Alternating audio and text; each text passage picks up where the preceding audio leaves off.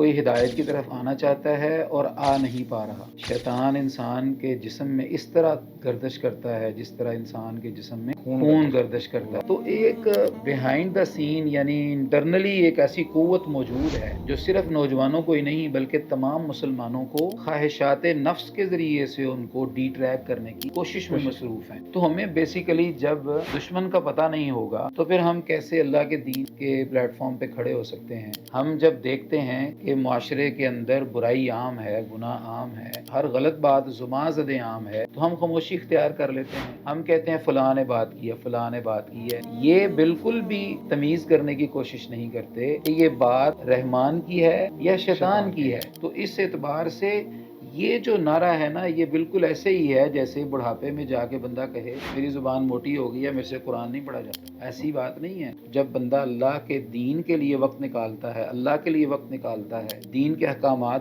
پہ پابندی کے لیے وقت نکالتا ہے، ہو ہی نہیں سکتا کہ انسان کو ہدایت نہ ملے۔